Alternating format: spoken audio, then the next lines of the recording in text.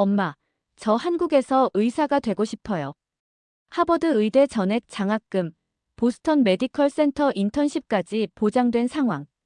누구나 부러워할 미국 최고의 기회를 모두 포기하겠다는 23살 혼혈 청년의 충격 선언이었습니다. 어머니는 믿을 수 없다는 표정으로 커피잔을 떨어뜨렸죠. 내가 미쳤니? 하버드를 버리고 한국으로 간다고. 미국에서 태어나 자란 이 청년이 왜 모든 것을 던지고 한국행을 선택했을까요? 그리고 그 선택이 가져온 놀라운 결과는 무엇이었을까요? 인종차별의 벽 앞에서 정체성 혼란을 겪던 한 청년이 자신만의 길을 찾아가는 감동적인 여정. 지금부터 들려드리겠습니다. 시청하기 전에 좋아요와 구독은 저에게 큰 힘이 됩니다. 안녕하세요. 저는 다니엘 김, 한국 이름으로는 민호입니다. 제가 오늘 여러분께 들려드릴 이야기는 아마도 많은 분들이 이해하기 어려워하실 수도 있겠어요. 하지만 끝까지 들어보시면 왜 제가 이런 선택을 했는지 알게 되실 겁니다. 이야기는 지난해 봄, 제가 23살이었을 때부터 시작됩니다. 당시 저는 미국에서 프리메드 과정을 마치고 하버드 의대 진학을 앞두고 있었죠. 주변 사람들이 모두 부러워하는 상황이었습니다. 게다가 보스턴 메디컬 센터에서 인턴십 기회까지 보장되어 있었고 전액 장학금까지 받게 되어 있었어요. 그런데 그날 저는 어머니 앞에서 폭탄 선언을 했습니다. 엄마, 저 한국에서 의사가 되고 싶어요. 어머니의 얼굴이 순간 하얗게 변하는 것을 지금도 생생히 기억해요. 커피잔을 들고 있던 어머니의 손이 미세하게 떨리기 시작했습니다. 다니엘, 내가 뭔 소리를 하는 거니? 어머니는 믿을 수 없다는 표정으로 저를 바라봤죠. 하버드 의대를 포기하고 한국으로 간다고. 너 제정신이니? 저도 이 결정이 얼마나 충격적일지 알고 있었습니다. 어머니는 평생을 의학 교육에 바쳐온 분이에요. 존스 홉킨스 의대 교수로 재직 중이시고 저를 미국 최고의 의사로 키우는 것이 어머니의 꿈이었거든요. 그런데 제가 그 모든 것을 포기한다고 하니 어머니 입장에서는 하늘이 무너지는 느낌이었을 겁니다. 엄마가 이해를 못하시겠지만 저에게는 이유가 있어요. 저는 최대한 침착하게 말하려고 노력했습니다. 미국에서의 성공이 제게는 진짜 행복이 아닌 것 같아요. 어머니는 테이블을 탁 치며 일어났어요. 행복? 다니엘, 내가 지금 무슨 말을 하는지 알기나 하니? 수많은 사람들이 꿈꾸는 기회를 내가 가지고 있는데 그걸 던져버리고 한국으로 간다고. 그 순간 거실이 정적에 휩싸였습니다. 벽에 걸린 시계 소리만 똑딱똑딱 들렸죠. 어머니의 눈에서는 실망과 분노, 그리고 이해할 수 없다는 감정이 동시에 번져 나왔습니다. 엄마, 저도 이 결정을 내리기까지 정말 많이 고민했어요. 저는 어머니의 눈을 똑바로 바라보며 말했습니다. 하지만 제 마음속 깊은 곳에서 계속 울리는 목소리가 있었어요. 한국에서 제 뿌리가 있는 곳에서 의사가 되고 싶다는 목소리 말이에요. 어머니는 고개를 저으며 한숨을 깊게 쉬었습니다. 내 아버지 때문이지. 그 사람이 내게 무슨 말을 했니? 아빠는 아무 말씀도 안 하셨어요. 이건 순전히 제 결정입니다. 저는 단호하게 답했죠. 엄마, 저는 미국에서 태어나고 자랐지만 제 안에는 한국인의 피도 흐르고 있어요. 그 부분을 더 이상 외면하고 싶지 않아요. 어머니는 소파에 털썩 앉으며 머리를 감싸 쥐었습니다. 이해할 수가 없어. 정말 이해할 수가 없다고, 다니엘. 그날 밤, 저는 잠을 이룰 수 없었어요. 창밖으로 보이는 보스턴의 야경을 바라보며 제가 과연 옳은 선택을 하고 있는 건지 수없이 자문했습니다. 하지만 마음속 깊은 곳에서는 이미 답이 정해져 있었어요. 저는 더 이상 남의 꿈을 살고 싶지 않았거든요. 제가 왜 이런 선택을 하게 됐는지 이해하시려면 저의 성장 배경을 먼저 알아야 할 것 같습니다. 저희 아버지는 한국에서 태어나 자란 분이에요. 시골의 작은 한의원에서 할아버지를 도우며 자라셨죠. 반면 어머니는 뉴욕 태생의 미국인으로 존스 홉킨스에서 의학을 전공하신 엘리트였습니다. 두 분이 만난 건 아버지가 미국 유학을 왔을 때였어요. 아버지는 전통 한의학과 서양의학을 접목하려는 꿈을 가지고 미국으로 왔는데 그 과정에서 어머니를 만나셨다고 합니다. 사랑에 빠진 두 분은 결혼을 하셨고 저는 그렇게 미국에서 태어났죠. 하지만 어린 시절부터 저는 정체성에 대한 혼란을 겪어야 했습니다. 학교에서는 너는 중국인이니 일본인이니 하는 질문을 수도 없이 받았어요. 한국인이라고 답하면 한국이 어디야? 라는 반응이 돌아왔죠. 그럴 때마다 저는 제가 누구인지 확실하게 설명할 수 없었습니다. 어머니는 저를 철저하게 미국식으로 키우려고 노력하셨어요. 다니엘, 내가 성공하려면 완벽한 미국인이 되어야 해. 라고 항상 말씀하셨죠. 한국어는 배우지 말라고 하셨고, 한국 문화보다는 서구 문화에 집중하라고 하셨습니다. 반면 아버지는 조용한 분이셨어요. 어머니와 의견 충돌이 있을 때도 크게 반박하지 않으셨죠. 하지만 가끔 저와 단둘이 있을 때면 한국의 이야기를 들려주시곤 했습니다. 특히 할아버지에 대한 이야기를 자주 해주셨어요. 민호야, 내 할아버지는 정말 훌륭한 분이셨단다. 아버지는 저를 한국 이름으로 부르시며 말씀하셨어요. 시골의 가난한 사람들을 위해 평생을 바치신 분이지. 돈이 없어서 병원에 못 가는 사람들을 위해 밤낮 없이 진료를 해주셨어. 그런 이야기를 들을 때마다 저는 묘한 감정을 느꼈습니다. 제가 알지 못하는 뿌리에 대한 그리움이었을까요? 아니면 진정한 의사의 모습에 대한 동경이었을까요? 대학에 진학한 후에도 이런 혼란은 계속됐습니다. 프리메드 과정에서 만난 친구들은 대부분 순수한 미국인들이었어요. 그들 사이에서 저는 항상 다른 존재였죠. 완벽한 영어를 구사해도 미국에서 나고 자랐어도 저는 그들과 완전히 같을 수 없었습니다. 특히 힘들었던 건 의학 공부를 하면서였어요. 환자와의 상담 실습에서 어떤 백인 교수는 제게 이렇게 말했습니다. 다니엘, 내가 의사가 되더라도 미국 환자들이 너를 완전히 신뢰할까? 내 얼굴을 보면 먼저 의심부터 할 텐데. 그 말이 제 마음에 깊은 상처를 남겼어요. 저는 미국에서 태어났고 미국 교육을 받았고 미국인으로 살아왔는데도 여전히 외국인 취급을 받고 있었거든요. 집에 돌아와서 이 이야기를 했을 때 어머니는 화를 내셨어요. 그런 말은 무시해. 내가 실력으로 증명하면 돼. 하지만 아버지는 다르게 반응하셨죠. 민호야, 내가 어디에 속해 있다고 느끼니? 아버지의 질문에 저는 답할 수 없었습니다. 미국인이라고 하기에는 항상 다른 취급을 받았고 한국인이라고 하기에는 한국에 대해 아는 게 너무 적었거든요. 저는 그 어디에도 완전히 속하지 못하는 경계선 위에 서 있는 존재 같았어요. 제 인생에서 가장 큰 전환점이 된 사건은 코로나가 시작된 이후에 일어났습니다. 아시아계에 대한 혐오 범죄가 급증하던 시기였죠. 저희 가족도 그 여파를 피할 수 없었어요. 어느 봄날 아버지가 평소처럼 동네 약국에 가시는 길이었습니다. 그런데 길에서 몇몇 젊은이들이 아버지에게 접근했어요. 야, 중국놈. 너희가 바이러스 퍼뜨렸잖아. 그들은 아버지에게 침을 뱉고 욕설을 퍼부었습니다.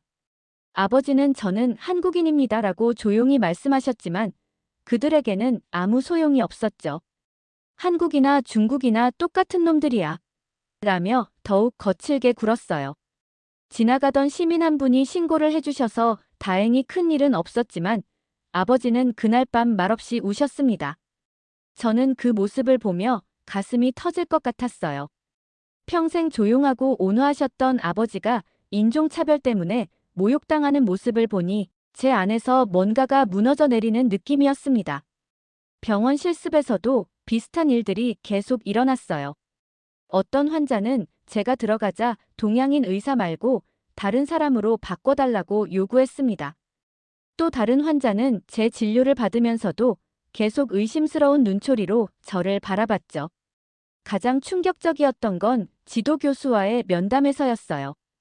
평소 저를 아껴주시던 윌슨 교수님이었는데 그분도 결국 본심을 드러내셨습니다.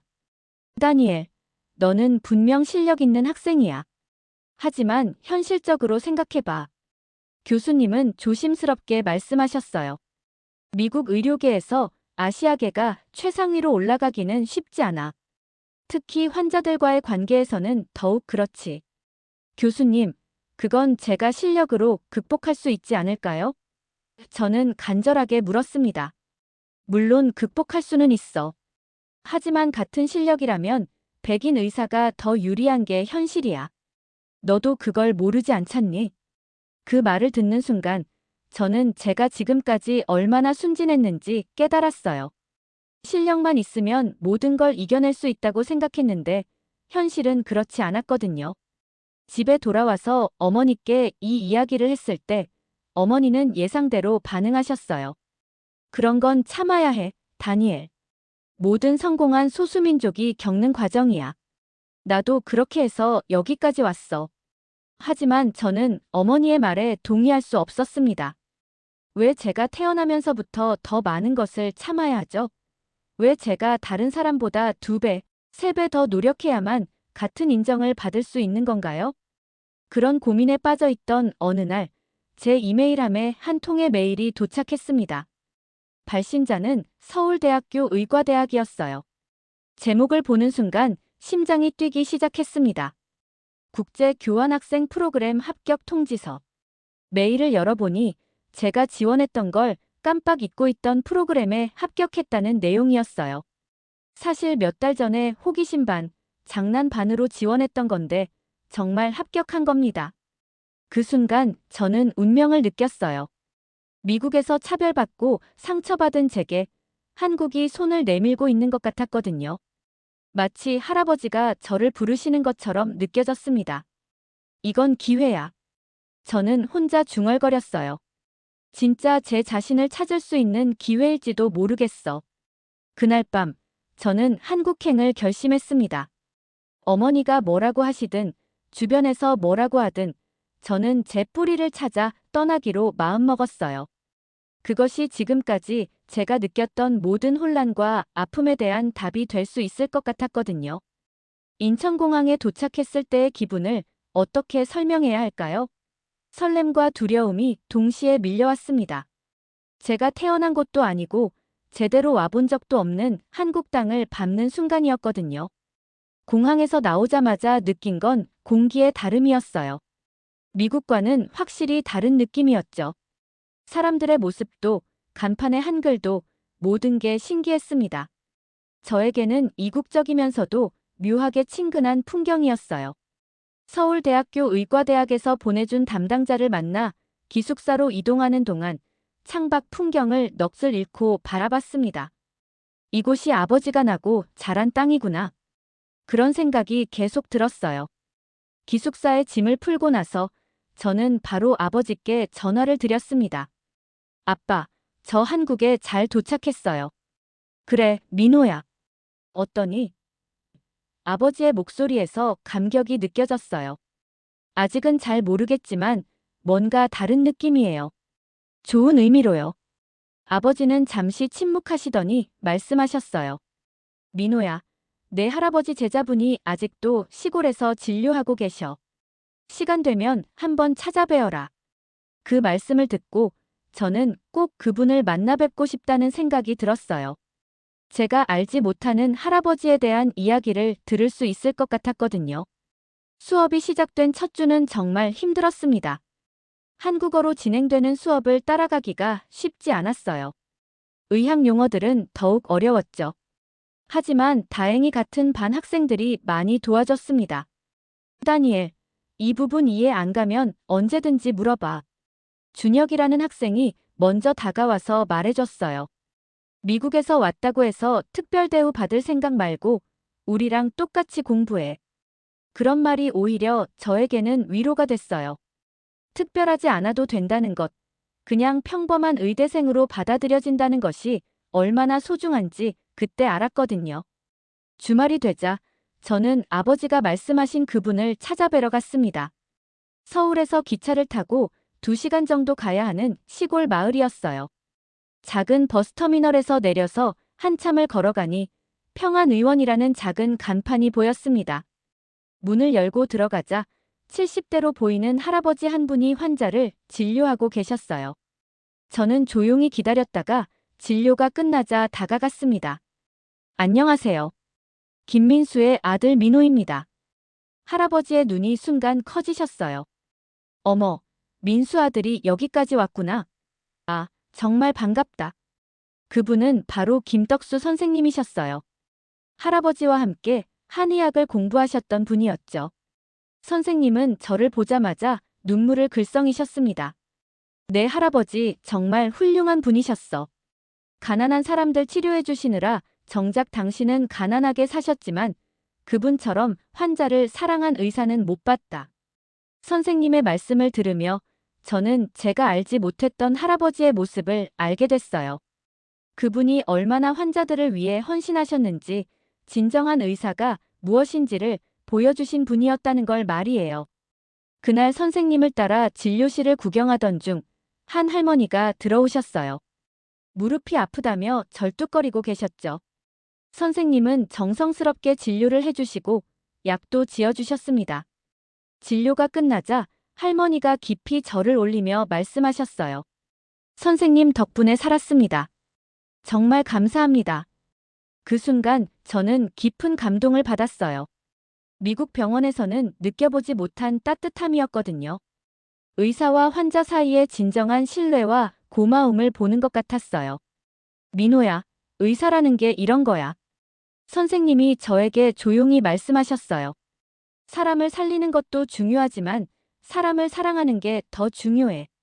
그날 밤 기숙사로 돌아오면서 저는 처음으로 확신을 갖게 됐어요. 여기가 제가 있어야 할 곳이라는 확신 말이에요. 한국에서 보낸 첫 달이 지나갈 무렵 어머니로부터 전화가 왔습니다. 목소리부터가 심상치 않았어요. 다니엘, 언제까지 그곳에서 놀 생각이니? 하버드 입학 준비해야 하잖아. 저는 깊은 숨을 쉬고 답했습니다. 엄마, 저는 하버드에 안 가기로 했어요. 한국에서 의대를 다닐 거예요. 전화기 너머로 어머니가 뭔가를 떨어뜨리는 소리가 들렸어요.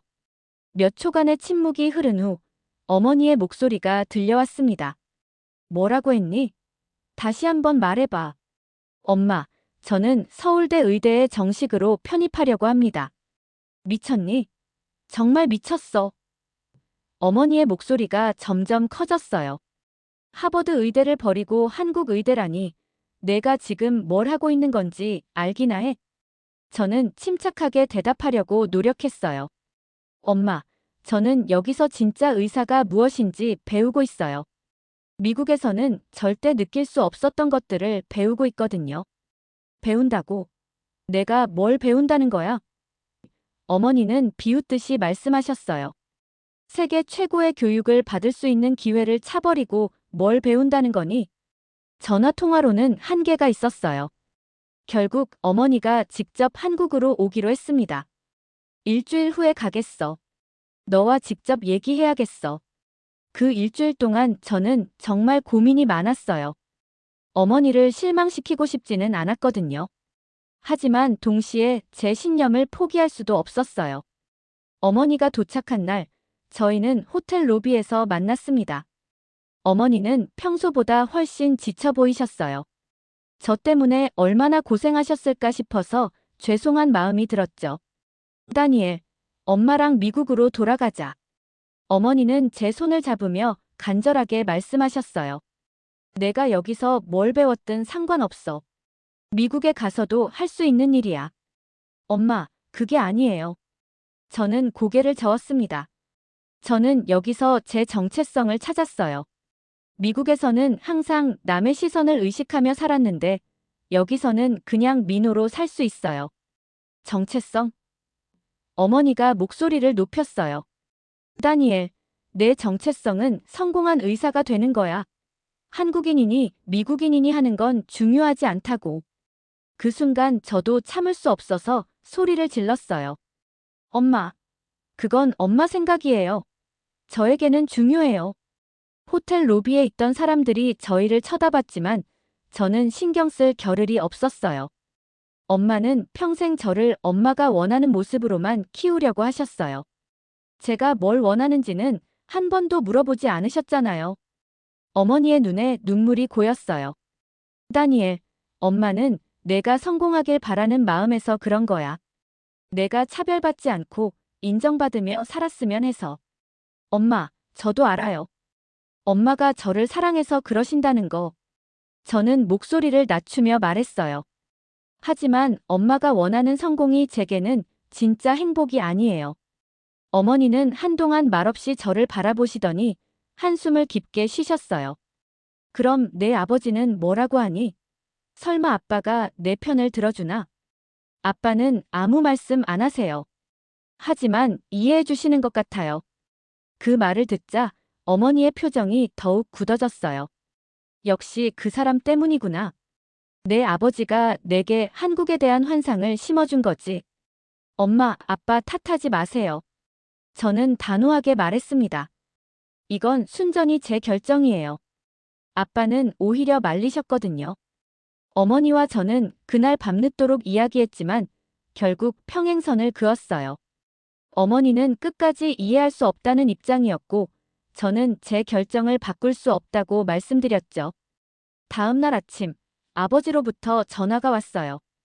어머니가 아버지께 모든 상황을 이야기하신 모양이었어요. 민호야, 엄마가 많이 화나셨구나. 네, 아빠. 엄마가 저를 이해 못하시겠대요. 아버지는 잠시 침묵하시더니 조용히 말씀하셨어요. 민호야, 아빠는 내 결정을 지지한다.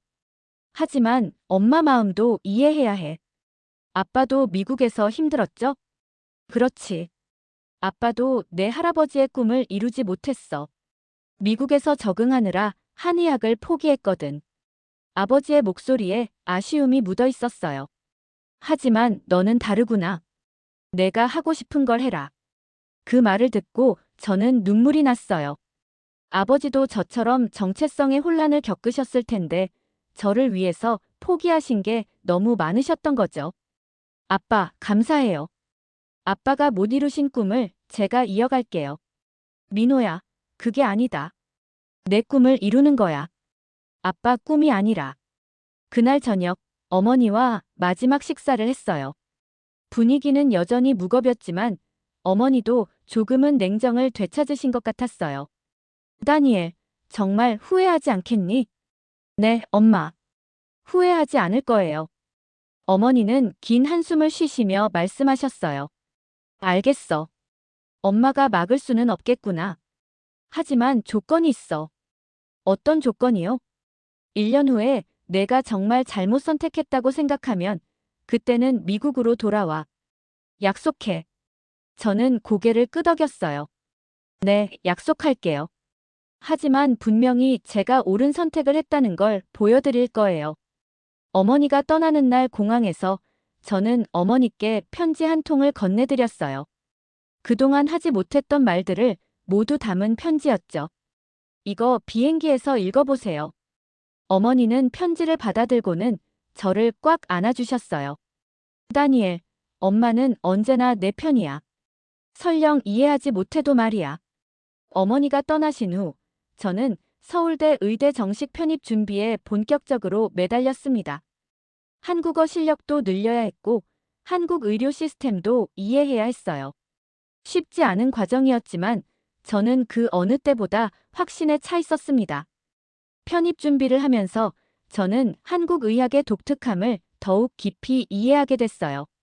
서양 의학과 전통 한의학이 어떻게 조화를 이룰 수 있는지, 환자 중심의 치료가 무엇인지를 배워나갔죠. 특히 김덕수 선생님을 정기적으로 찾아뵈보면서 제 할아버지에 대한 이야기를 더 많이 들을 수 있었어요. 할아버지가 얼마나 혁신적인 분이셨는지, 전통과 현대를 어떻게 접목시키려고 노력하셨는지 알게 됐습니다. 내 할아버지는 늘 말씀하셨어. 의술은 사람을 살리는 것이지만 의료는 사람을 사랑하는 것이라고. 선생님의 말씀이 제 마음 깊이 새겨졌어요. 그런 와중에 어머니로부터 이메일이 왔습니다. 제가 건넨 편지를 읽으셨다는 내용이었어요. 다니엘, 편지 잘 읽었어. 엄마가 내 마음을 제대로 이해하지 못했던 것 같구나. 하지만 여전히 걱정돼. 내가 정말 행복할 수 있을지. 저는 어머니께 긴 답장을 보냈습니다. 제가 한국에서 어떤 것들을 배우고 있는지, 얼마나 보람을 느끼고 있는지 자세히 설명드렸어요. 편입 시험 날이 다가왔습니다. 저는 그동안 준비한 모든 것을 쏟아부었어요. 면접에서는 제가 왜 한국에서 의사가 되고 싶은지, 앞으로 어떤 의사가 되고 싶은지에 대해 솔직하게 이야기했습니다. 미국에서도 충분히 훌륭한 의사가 될 수 있었을 텐데, 왜 굳이 한국을 선택했나요? 면접관 교수님이 물어보셨어요. 교수님, 저는 두 개의 피가 흐르는 사람입니다. 미국인의 피와 한국인의 피가 모두 제 안에 있어요. 그런데 지금까지는 한쪽 면만 키워왔죠. 이제는 양쪽 모두를 살려서 더 완전한 의사가 되고 싶습니다. 면접관들은 제 대답에 고개를 끄덕이셨어요. 구체적으로 어떤 의사가 되고 싶은가요? 한국의 전통 의학과 서양 의학을 조화시키는 의사가 되고 싶습니다. 그리고 환자를 단순히 치료 대상이 아니라 한 명의 인간으로 바라보는 의사가 되고 싶어요. 결과 발표까지는 한 달이 걸렸어요. 그 기간 동안 저는 불안하면서도 기대에 차 있었습니다.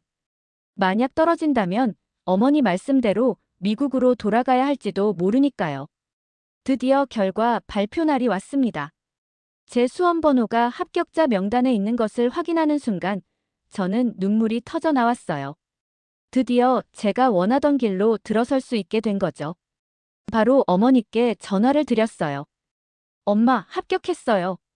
어머니는 복잡한 감정이 묻어난 목소리로 답하셨어요. 축하한다, 다니엘. 정말. 축하해. 엄마, 이제 제 이름을 민호로 불러주시면 안 될까요? 전화기 너머로 어머니가 한숨 쉬는 소리가 들렸어요. 민호야. 엄마가 아직은 익숙하지 않지만 노력해볼게. 그날 밤 저는 어머니께 또 다른 편지를 썼습니다. 이번에는 감사의 편지였어요. 엄마, 저를 여기까지 키워주셔서 감사해요. 엄마가 주신 교육과 사랑이 있었기에 제가 이 선택을 할 수 있었어요. 엄마는 제게 미국인으로서의 자부심을 주셨고, 아빠는 한국인으로서의 뿌리를 알려주셨어요. 이제 저는 두 문화를 모두 품은 의사가 되겠습니다. 엄마의 딸이면서 동시에 할아버지의 손자가 되겠어요. 편지를 보내고 나서 저는 정말 후련했어요. 드디어 제 인생의 방향을 스스로 정한 거니까요. 아버지께도 전화를 드렸어요. 아빠, 합격했어요. 정말 축하한다, 민호야. 내 할아버지도 분명 기뻐하실 거야. 아빠, 이제 할아버지가 못 이루신 꿈을 제가 이어갈 수 있을 것 같아요. 아니다, 민호야. 내가 내 꿈을 이루는 거야. 할아버지 꿈이 아니라 말이야. 그날 밤 저는 처음으로 마음 편히 잠들 수 있었어요. 더 이상 남의 기대에 맞춰 살지 않아도 되는 자유로움을 느꼈거든요. 서울대 의과대학 본과 생활이 시작되면서 저는 새로운 도전들과 마주했습니다.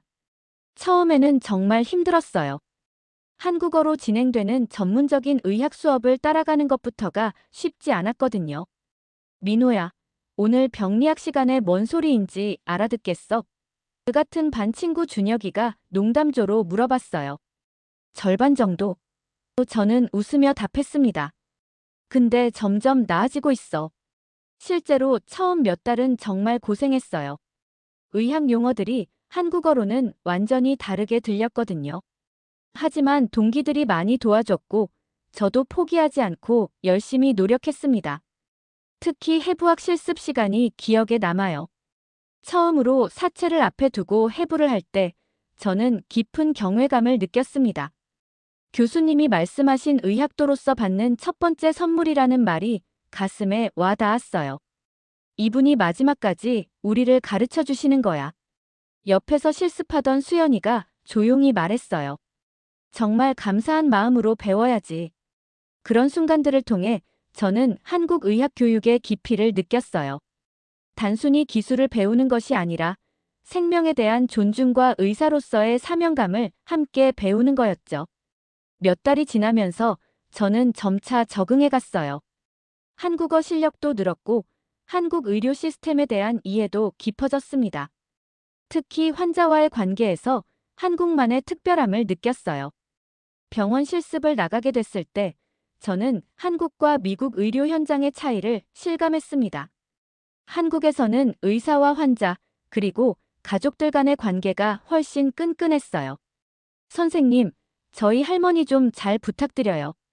환자 가족이 깊이 인사하며 말씀하시는 모습을 보면서 저는 의료진에 대한 신뢰와 존경을 느꼈습니다. 그런 과정을 거치면서 저는 제가 추구하고 싶은 의학의 방향을 더욱 명확히 하게 됐어요. 한국의 전통 의학과 서양 의학을 결합한 통합 의료였습니다. 김덕수 선생님을 정기적으로 찾아뵈보면서 저는 한의학에 대한 이해도 깊어졌어요. 서양 의학은 질병을 치료하고 한의학은 사람을 치료한다는 선생님 말씀이 제 철학이 됐죠. 본과 3학년이 되어서는 연구에도 관심을 갖게 됐어요. 특히 동서의학 통합에 관한 연구를 시작했습니다. 지도 교수님도 제 아이디어에 관심을 보이셨어요. 민호 학생, 내가 미국에서 배운 것과 여기서 배운 것을 결합하면 정말 흥미로운 연구가 될 것 같은데. 그렇게 시작한 연구가 점점 구체화됐고 결국 국제의학학술대회에 논문을 제출하게 됐습니다. 주제는 동서의학 통합을 통한 만성질환 관리였어요. 논문이 액셉트되고 학회에서 발표할 기회를 얻었을 때 저는 정말 기뻤어요. 하지만 동시에 긴장도 됐죠. 세계적인 의학자들 앞에서 발표를 해야 했거든요. 발표 당일, 저는 한국 의료진을 대표해서 무대에 올랐습니다.